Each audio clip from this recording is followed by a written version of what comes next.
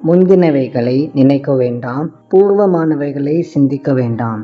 இதோ நான் புதிய காரியத்தை செய்கிறேன், இப்பொழுதே அது தோன்றும், நீங்கள் அதை அறியீர்களா?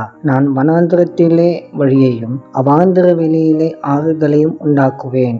ஏசாயா 43 அதிகாரம் வசனங்கள் 18 மற்றும் 19. பல மக்கள் தாங்கள் கடந்த காலங்களில் செய்த தவறுகளை நினைத்து அழுது புலம்புவதில் தங்களுடைய நேரத்தை செலவழிப்பதால் தேவன் தந்திருக்கும் இந்த புதிய நாளையும் இழந்து விடுகிறார்கள். மாறாக இந்த நாளை மகிழ்ச்சியாக தேவனை துதித்து ஆரம்பிப்பதன் மூலம் வருகிற நாட்களை சிறப்பாக மாற்றும் வாய்ப்புகளை உண்டாக்கலாம்.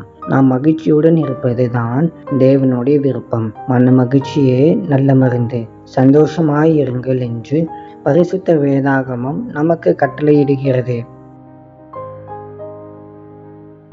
அன்பின் ஆண்டவரே, உமக்கு ஸ்தோத்திரம். கர்த்தாவே, நீ செய்கிற எல்லா நன்மைகளுக்காகவும் உம்மை நன்றியோடு துதிக்கிறோம். கர்த்தாவே, நாங்கள் முடிந்து போன காரியத்தையே நினைத்து சோர்ந்து போகிறவர்களாக இல்லாமல் இந்த புதிய நாளை பிரயோஜனமாக பயன்படுத்த எங்களுக்கு உதவி செய்யும். நீர் எங்களுக்காக வைத்திருக்கிற எல்லா திட்டங்களுக்காகவும் ஸ்தோத்திரம். இயேசுவின் மூலம் ஜெபிக்கிறோம் பிதாவே, ஆமென்.